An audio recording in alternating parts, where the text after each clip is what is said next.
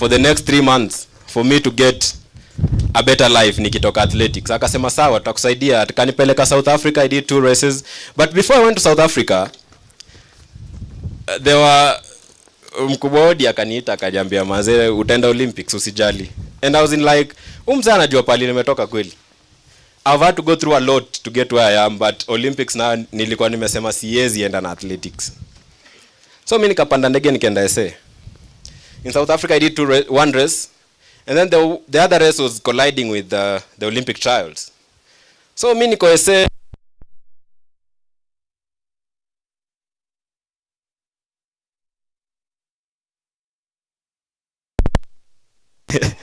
Imerudi tena. Okay. So mimi niko SA. Tumekula sapa na manager. Before I went to sleep, one of the guys calls me and tells me, kuna meeting huko juu yako. Naambia sasa meeting gani? Wanasema umetuletea shida huko AK. Kumbe there was a phone call that was called from very high above. Wakawaambia kama Omanyala endi Olympics, the whole team is not going. Now you can clap. Yeah. So nikaambiwa manze after the next flight to Kenya because the pre-trials are being hosted this weekend, and that weekend I was supposed to run all the meets in South Africa. So I took the next flight, nikafika hapa a day before the game, nikachapa race, I ran pre-trials. So during the main trials, weather ilikuwa kai. Na unajua for sprinters, we prefer hot weather because our muscles ni kama tired.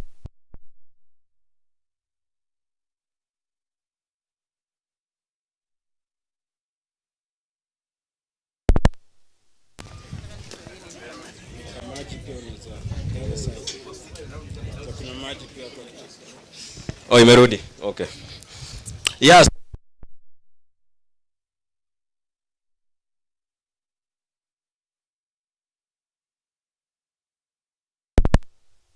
Shetani ashinde kabisa huyu. Shetani mbaya. Hataki watoto wasikie story wakwe motivated. Yeah, so nikarudi during that Olympic trials, weather ilikuwa kama hii. Sprinters tuko na muscles. We need muscles zetu ni kama taya. Taya ukiweka kwa moto ina stretch. Ukiweka kwa baridi it's cold.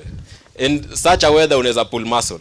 So lazima uom vizuri, and there's no way this weather utakimbia fast times. But God alitaka kuwa na miracle hiyo siku Kasarani.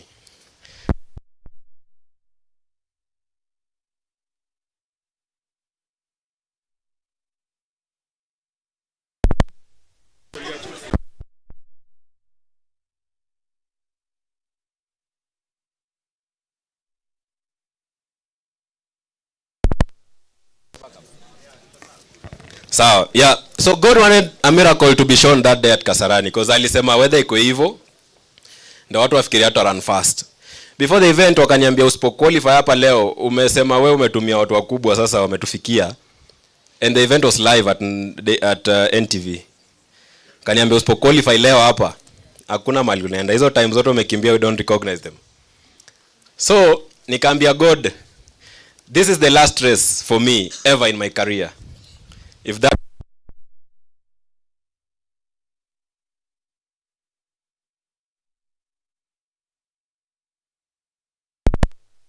my last race, and then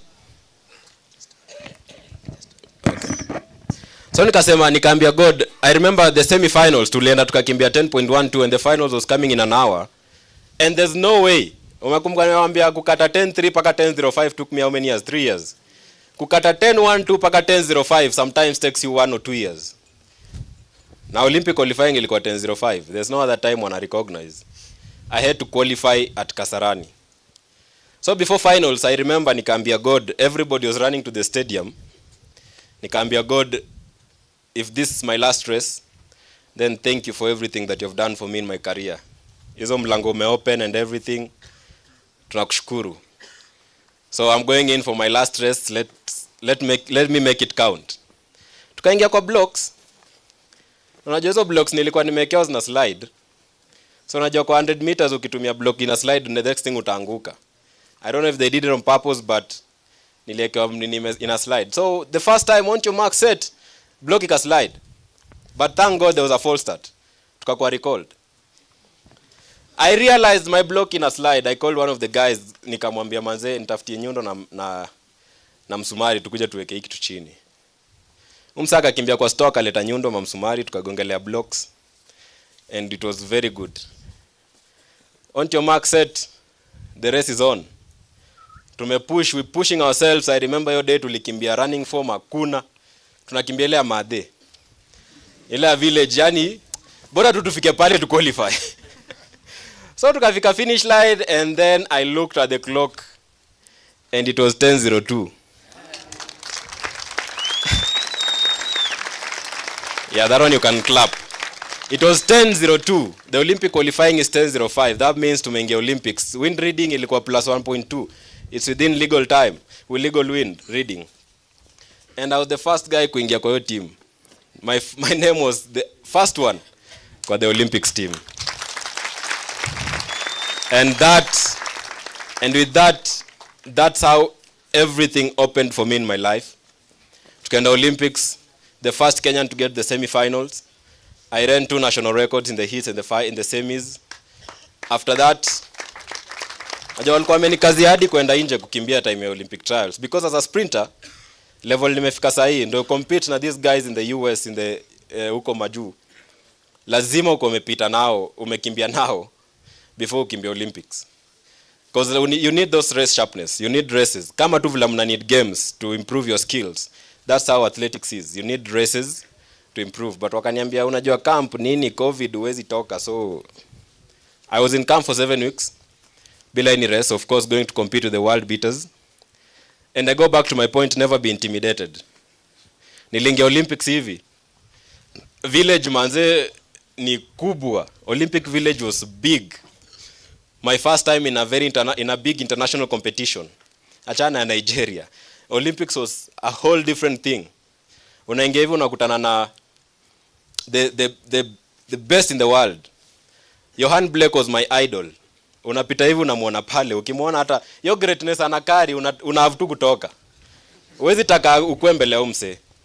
Unakutana na the best guys, kina Justin Gatlin are there. Kina yami Gatlin ako Olympics yo mwaka, but you meet the guys umekuwa na look up to kwa TV. But the moment I stepped into that track, nikajiambia mzee unajua pale umetoka. Huwezi fika hapa na uko intimidated. These guys wana tense ka wewe. These guys wanatumia damu ka wewe. Unaweza uingia rugby game na wasawa Kakamega. Which is the best school now in rugby? St. Peter's? Okay, I know Koyonzo won the last game. Unapatana hivi na wasawa Koyonzo. It doesn't matter kama walipoach.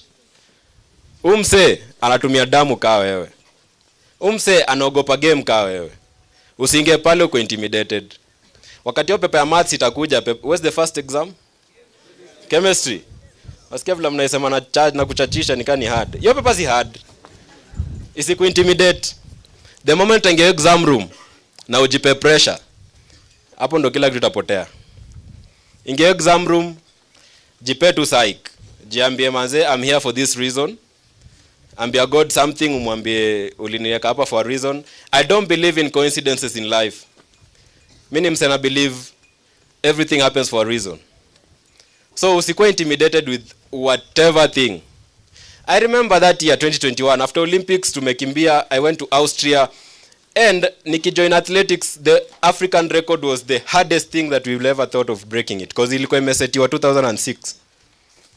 And we couldn't believe we could break that record. But nilienda Austria, the same thing, nimetritiwa mzuri, nimefika pale, nimepewa room yangu. Room ni kubwa, hata unashangaa utalala wapi. Room ni big, hoteli uko na sitting room, uko na yani hoteli ka nyumba. Huku unaeka kwa press conference, gazeti zote za Austria zinaongelea Omanyala msalime semi-finals from Kenya amekuja. Nikasema hapa sasa ndo Mungu anataka kunipea my first ever time. I remember that day I ran 9.86 for the first time.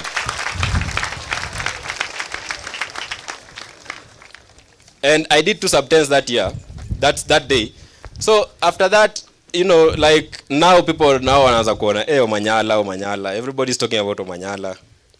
I got to my first Diamond League that year because of that performance. And Diamond League is a very big event. Unaingia pale unapatana na Americans wanapenda kushout. viufala kuintimidate watu. But remember what I told you, never be. Ukikuwa intimidated, umse atakubeat mentally. That's what I do to my opponents. Wase wengi wanasema naongeanga sana, but that's a strategy to beat these guys mentally first. Naingia na mse press conference, na mwambie enda kutandika. I remember this year. This year it was almost physical because Americans don't like what I'm doing because they believe that's their game. So they come into the intimidation game thinking wanasamini mbukusu.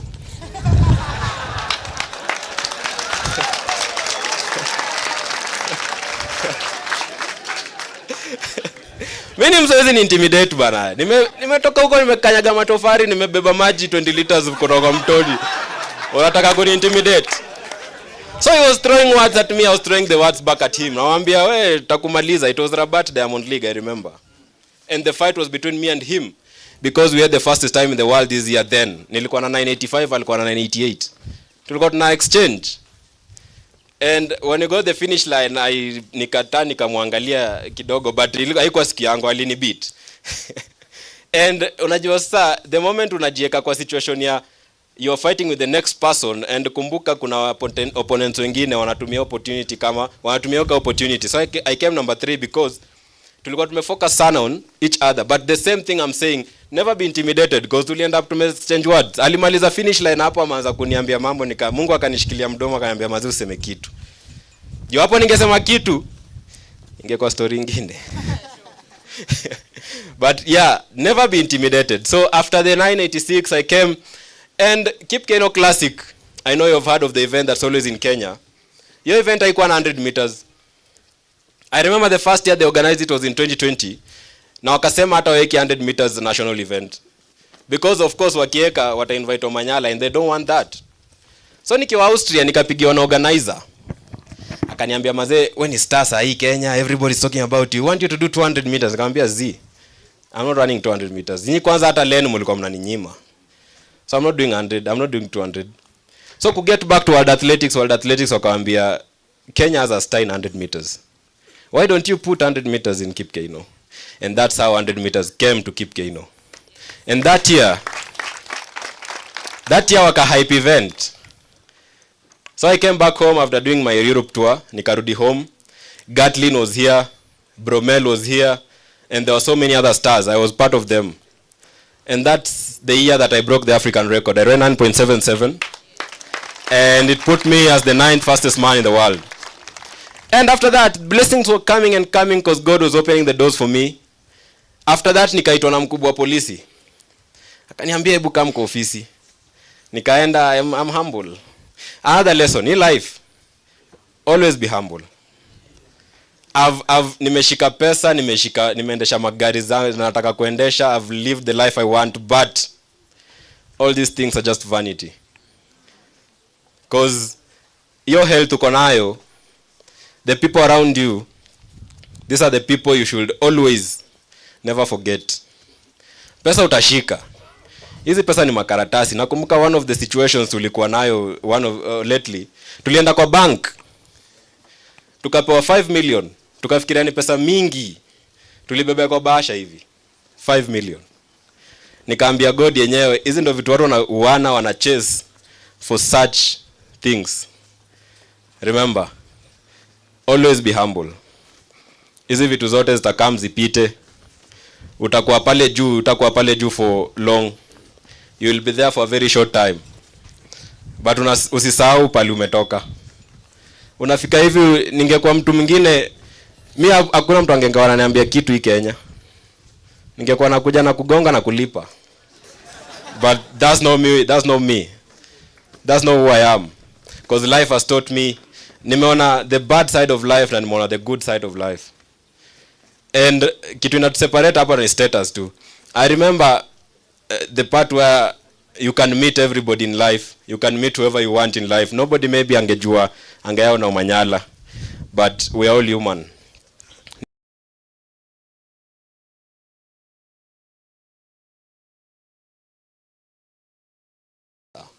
Kosa.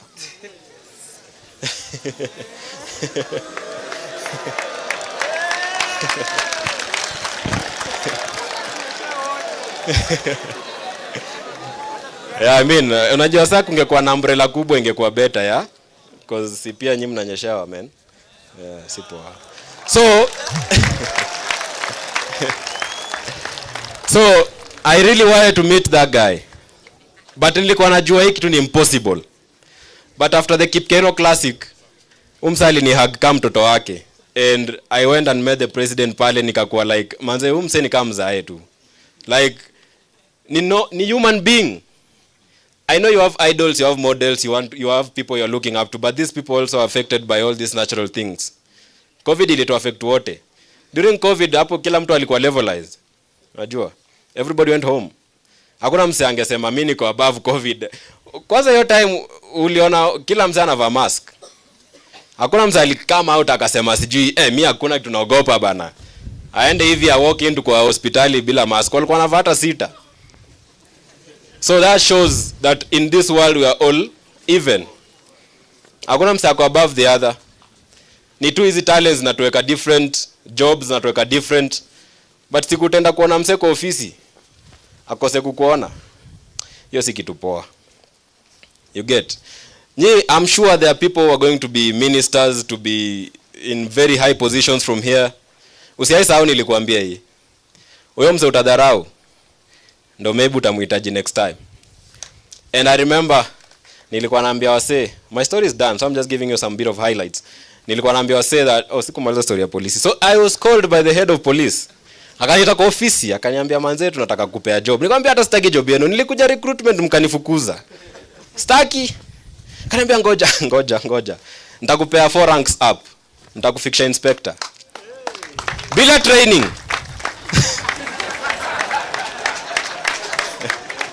So see how God works miracles. God alijua umse akiingia police February. Ataenda chape 9 months. Na maybe after that atakuwa ameenda. Yani ujuu kiingia huko ni training mnamka saa 8. I said I have to test that life. Niliingia Kiganjo for a month or less. Tulikuwa tunamka saa 8 na nakumbuka nilifika huko wakaniambia manze we want to treat you special. Usikae na watu wengine. Enda ukae kwa mesi ya ma inspector pale wanakula chakula mzuri kwambia mimi ni kurutu. Nikae kwa baraki ya kurutu. Tulikuwa nakaa pale nakula tu hizo ugali na ndengu na watu wengine. I was waking up at 2 a.m. just like the others. Because I realized in life hakuna msakojia mwingine. We are all equal. I love the fact that you all wear uniforms. I'm sure there are people who come from very humble backgrounds. Kuna wengine wanatoka kwa zile family very rich. But kitu natuweka sawa ni what that show you. Nobody is more than the other. Hakuna msakojia mwingine, yeah, so that's my story. Usione tu Omanyala na win pale, usione tu Omanyala anakimbia 9 seconds pale akasema umse alikuwa lucky. Yani God mbona alichukua umse? Tumefanya job. And yeah, he said pesa iko, ukikuwa kwa hii talent do iko. For me sasa nikienda race yako, sasa mtu akini invite race sika kitambo tulikuwa tuna beg kukimbia. Sasa na invite wa zote na have to choose, nasema hii kuji hii nakuja depending on how much money you're going to pay me for my appearance fee.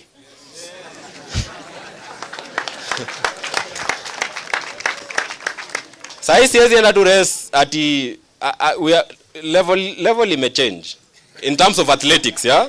I'm still the same person.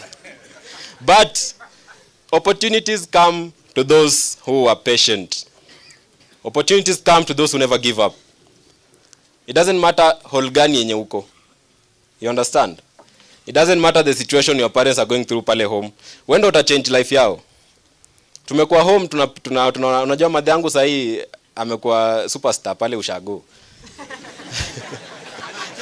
Anatesa mbaya. Haizi ma meetings za chief lazima aitwe.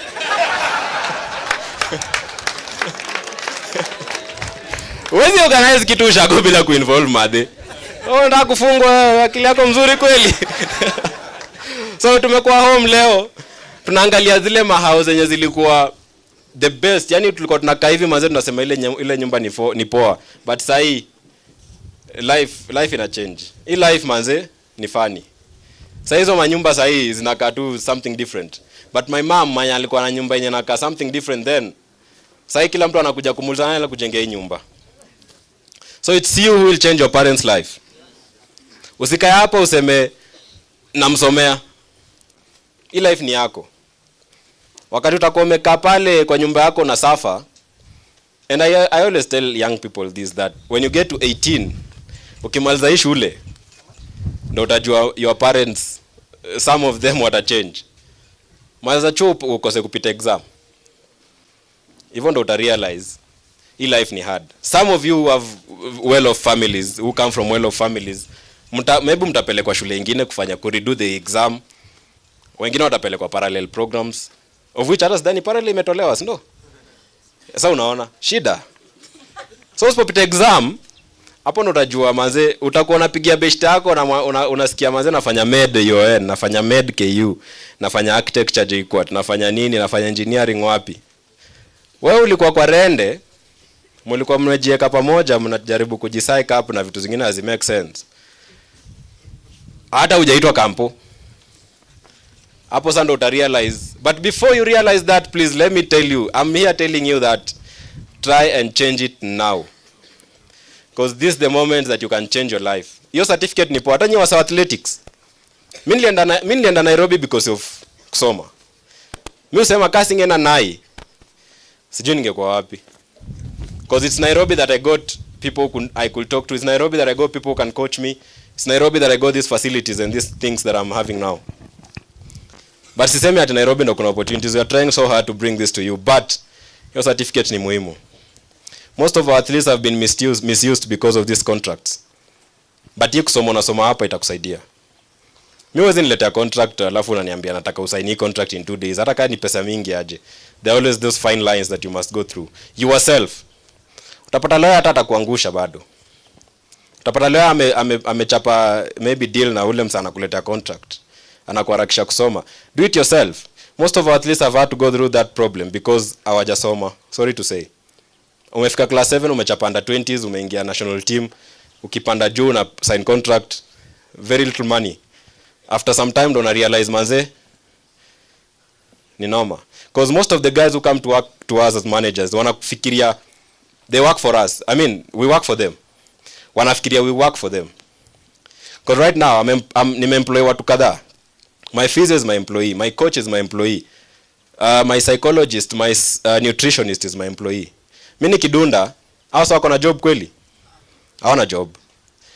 O manager nimem-employ, but they come in a different way because we are naive as athletes. To get to understand how the athletics world, because your class kidogo itakupea exposure, itakupea experience, itakumekulearn how to read those contracts. The fine lines hizo mavitu kiasi yenye uelewi ndo unasukuma kwa lawyer. You understand? So your certificate ni muhimu. I'm glad you're in a national school. I believe they have the best teachers that you can have. So use that opportunity. Unaget? Don't let someone misuse you. Na pia usikue kiburi ati Omanyala alisema mtu asikumisuse. Usikue kiburi. But just know your worth. Because right now I know my worth. I know what I need to charge for my picture to be on a billboard somewhere because nime go through school. I know my worth. Mse mwingine atakuja kuambia manze deal mingi nimezifukuza because manager analeta deal anakuambia deal ndo hii, lakini ukiangalia deal unaona yenyewe that's not me. Your values don't go in line with what I'm going to do. I get some yeah, let me just swallow that. So know your worth, know who you are, identify yourself. Yeah, unaweza kwa form 1 manze unaona hizi miaka 4 ni mingi, unasema nitasoma nikifika form 4 ama nitasoma nikifika form 2.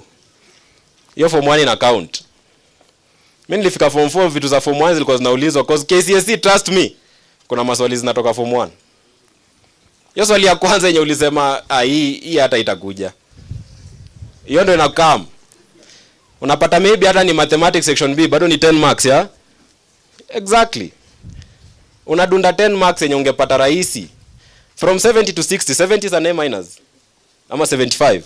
65 is another grade. That's a whole difference. So from 1 pali huko, siseme time ni mob. 4 years really go quick. Ni juzi tu tumekuwa Olympics. 2021. We're having another one next year. Maybe mko na athlete alikaa pale 1 year akasema acha ningoje kwanza ikaribie. Ndio tuta hit hard. Hit hard upate injury. So the same thing.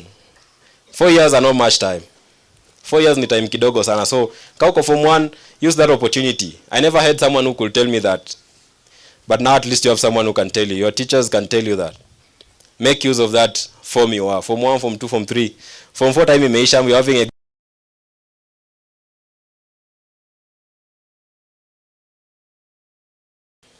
every time I tell people, I tell many of my competitors, I tell many of the people I meet with, big or less, big or small in terms of status, usijipea pressure in life.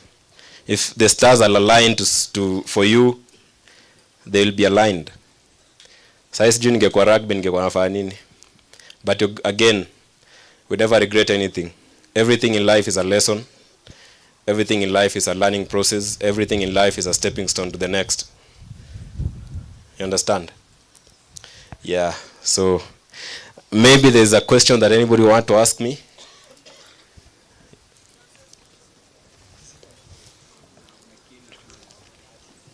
Yeah? Oh, this.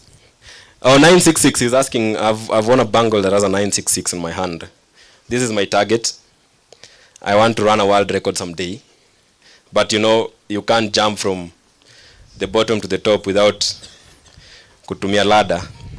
So I believe in progress. So I have 9.7. I want to run a 9.6. And eventually I want to run a 9.5. Yeah. Anybody with another question before we wrap it up? No, no, whether in a change, but rain's a blessing. Yeah. Yeah, probably to assist the students. I have a question.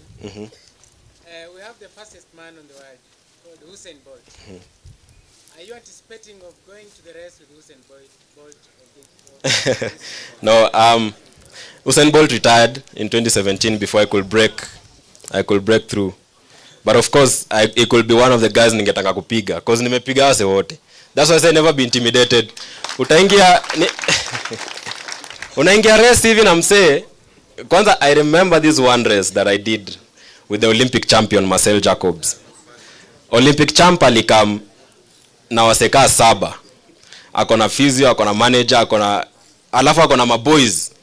Ako na maboys tu yani wa kumsindikiza. So as an athlete ukishaona hiyo, ukishaona umse akiingia kwa race, akishaingia pale kwa warm up area, ana cause distraction. Yani ana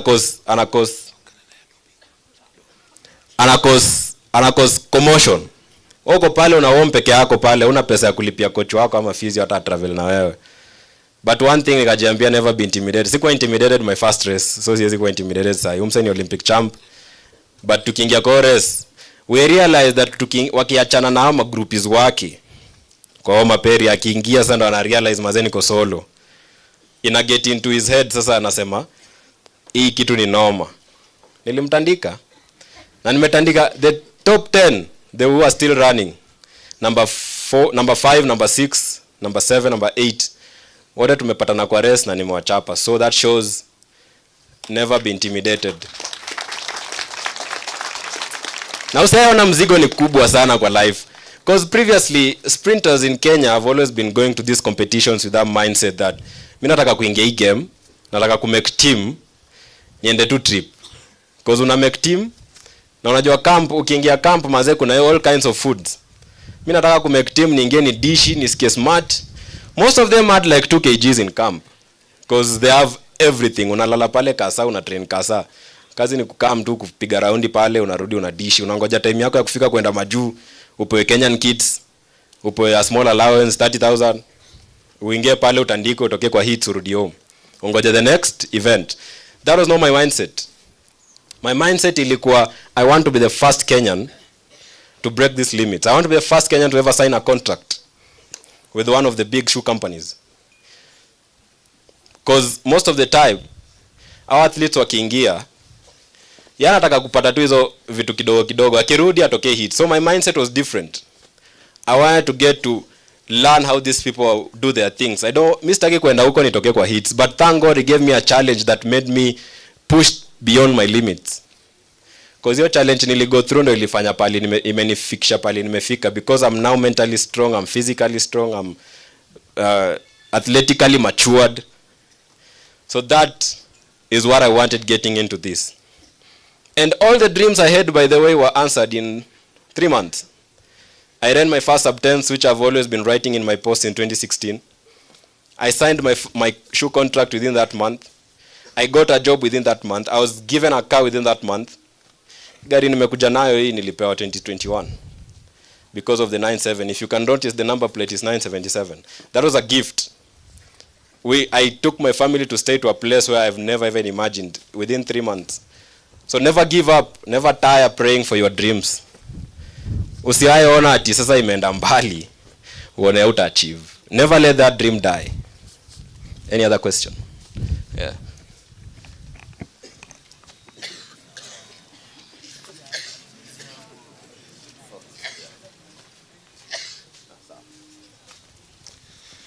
So mine is not a question. Ningependa tu kama Omanyala hapa angenionyesha hiyo necklace yake yenye huwa anavaa hapo. Huwa naiona most of the time kwa screen hapo. I just want to see it. Sorry, sija come nayo. Wait, it's special. Aienda ngeni hiyo ni ndege. Hiyo manzaro za come nayo usikie umeiangusha mahali, utafanya nini? But it's an African necklace, imekuwa ndogo, I'm replacing it. My neck imekuwa bigi kidogo. Yeah, but I'll replace it. Yeah, asante. Any other question? Oh. Yeah, he's asking me about Budapest. You guys watched Budapest, yeah? The World Championships? So, there's a lot of stories about Budapest, and yeah, so we had a very good training camp, and I won a Diamond League just before the World Championships, and I knew that I'm going to the World Championships as I was world rank number 1 going into the World Championships, because hakuna mtu alikuwa amenifikia kwa points because of the races that I've run and won. And I won't say much because there are a lot of changes we're making in the team, and unajua media ni mbaya. What other companies? So it's a very prestigious event. Any small thing, ukunywa hapa dawa kidogo ikupe food poisoning, seconds imetoka. So there was something that happened that affected my performance, and we're making sure that doesn't happen again going into the Olympics, yeah? Because Olympics is bigger. Yeah. Any other question? Okay, you know, sometimes ukikuwa na shida inakufanya unajipush sana. My challenge right now is getting the motivation to compete, the motivation that I had when nilikuwa na shida. Sasa unajua uko na kila kitu, nikitaka kuenda place nataka sasa inaweza sema tu ni one call away. But now the motivation that is carrying me right now, no, sometimes unasahau. Sometimes unaingia race una motivation. I remember after doing a Diamond League circuit, nikatafutiwa one of the races ilikuwa low, a very low key race. Niliingia kwa race, I have no motivation. Sina motivation ya kukimbia hata. But glad you guys have mko na kitu ya ku look forward to. Unajua ukifika hiyo level you're among the best sprinters, the best 8 sprinters in the world. What is motivating you? But I thank God because he has renewed my motivation now going into the Olympic season. I'm going into the Olympic season with a great motivation, because you see, ukishinda win races, you don't see it.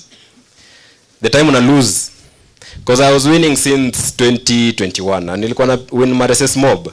I was always in the medal bracket. But Budapest ilinifungua macho ikaniambia, Buda, you need to work hard. Hawa se wako hapa juu wachezi. Mnaingia hivi kwa field, nobody knows nobody. Because hapo ni game of, hiyo ni ka boxing match. Unaingia hapo hujakuwa well prepared, you've made a mistake somewhere in your program.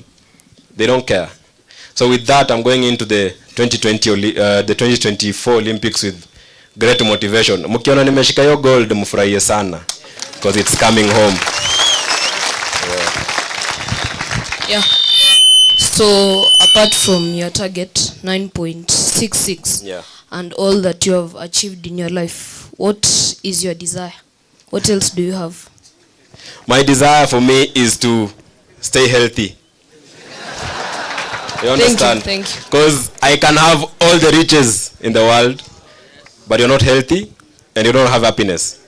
Those are the two things that I always pray that God gives me. The peace of mind, happiness and health. Because nisipokuwa healthy, hiyo pesa hakuna.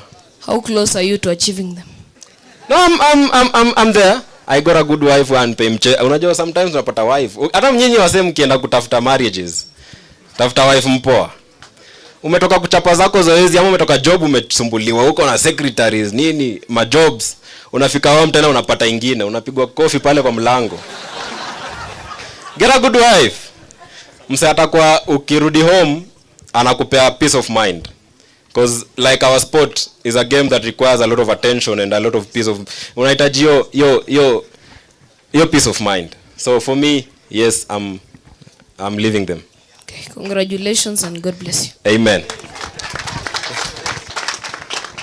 Yes, so now that your target is 9.66, na hapa hivi the big boys ni 10.60, unaweza ukatuachia nini kama motivation, kitu yenye tukiangalia hivi nasema uni Omanyala na lazima to make it, lazima tushinde haraka. Uamanza kuongea kama politician huyu. Either way, I'm not a person of handouts.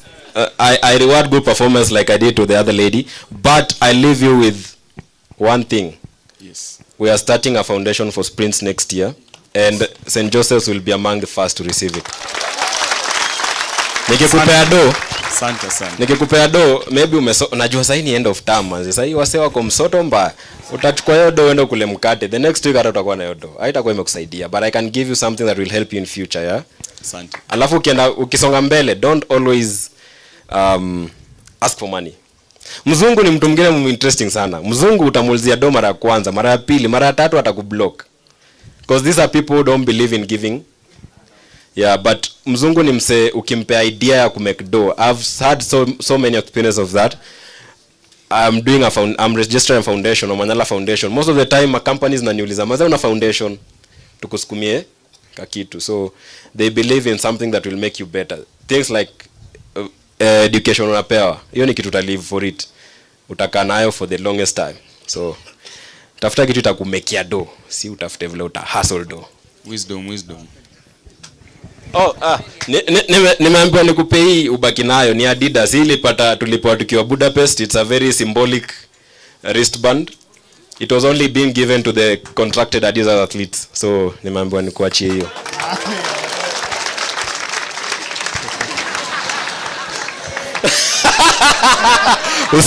Usikufe.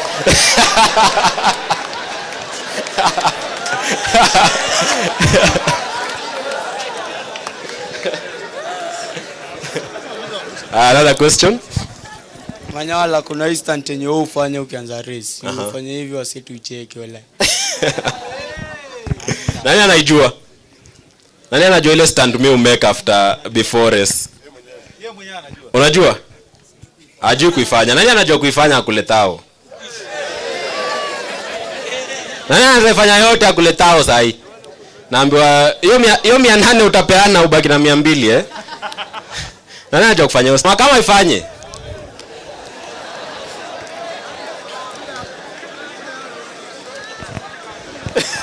Acha tuone.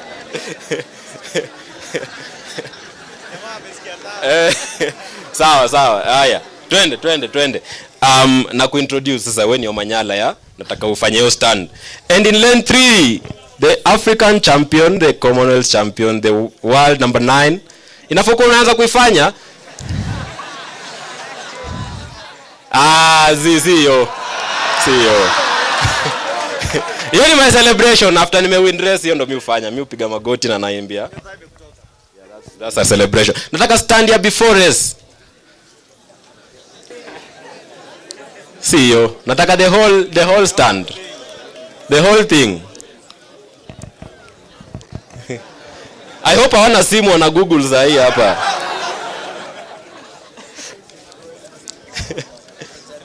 Okay, tuko na contestants wawili hapa, acha tuone. Acha tuanze na wewe. Haya. Fanya tu, acha tukuangalie. Imeganda. Hiyo si. Hiyo ni a bolt bana wewe.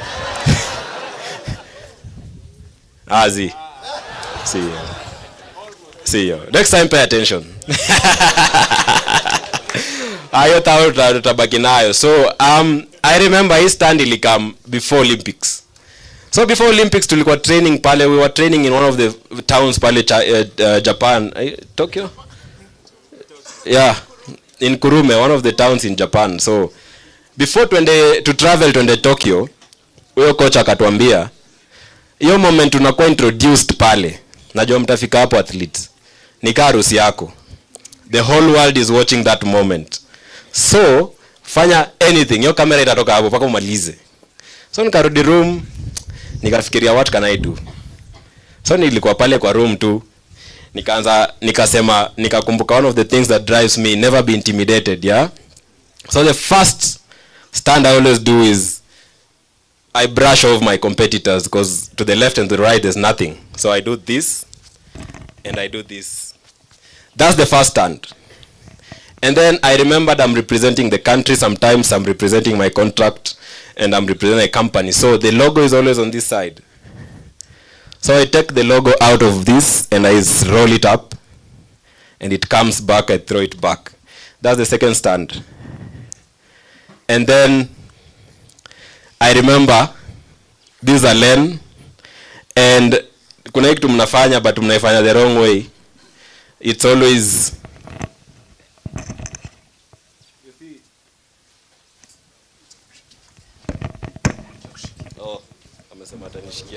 so the last stand is always this, because your time nilikuwa nimenyoa mohawk and I love mohawk. I still have mohawk.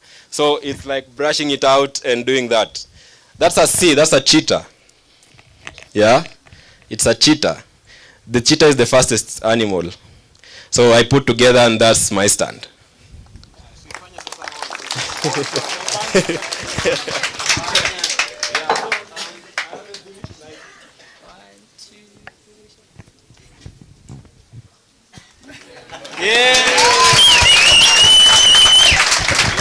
Yeah, that's my stand. Nobody else does that in the world. Any other question? Madam hata simulize swali. Mtarudi na nini bana? Ama mmepata kitu? Sawa. Any other question? Okay. So you said that it took you 3 years to, change your time from 10.3 to 10.1. I just want to know what you had an A minor. Anyone in that situation would have thought to quit sprinting at the time because, not much change was going on. So what was your motivation at the time? Yeah, so my motivation was getting better every day. Every day I go to training, I want to be better than I was yesterday. Little did I know that I'm cutting these times eventually. So I love running. I picked it up as my passion because I'm fast. Anytime you go to those races and you're winning races, that's something to be proud of. But one thing that I had was the passion that was driving me. And hakuna day nilimiss training. Nilikuwa nikilala home, I had a very supportive family. Wananitoa kwa bed, wananiambia buda enda training. So that's another thing that really pushed me. But one thing that pushed me was my passion. And I know God really did a very big thing because ninge give up. But God alijua umse nataka kumtoa